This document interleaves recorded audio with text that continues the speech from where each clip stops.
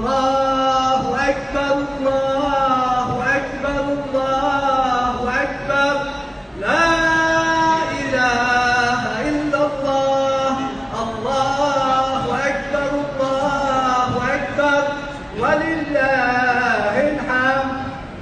الله أكبر الله أكبر الله أكبر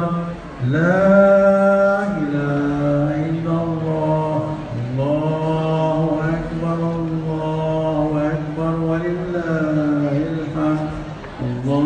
الله أكبر الله أكبر الله أكبر لا الله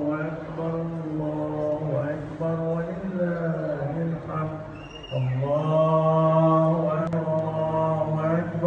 أكبر الله أكبر لا إله إلا الله الله أكبر الله أكبر ولله الحمد الله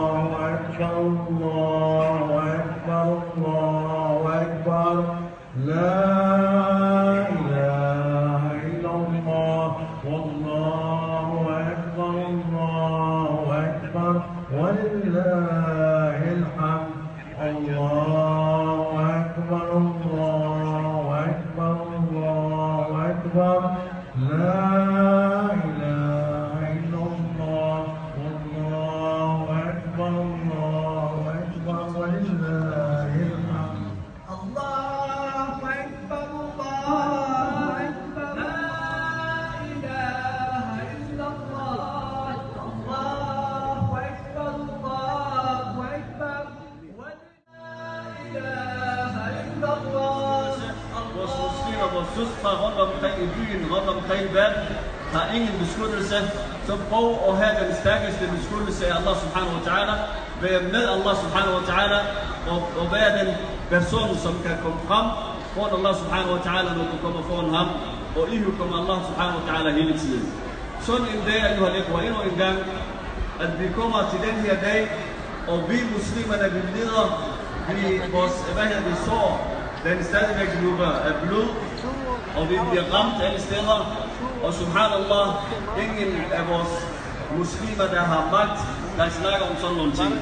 Så det er meget vigtigt, i den dag, hvor Rasulullah sallallahu alaihi wasallam har holdt den største forsamlingstale for muslimerne, fuldt at han havde. Det var den dag, hvor Rasulullah sallallahu alaihi wasallam har mindet os om, at efter vi har fået magten af Allah subhanahu wa ta'ala, efter vi blev samlet, efter vi føler os, at vi er stærkere, at vi må ikke træde over andre. Det var den dag, hvor Rasulullah sallallahu alaihi wasallam har mindet os om, at vi skal være brødre og søstre.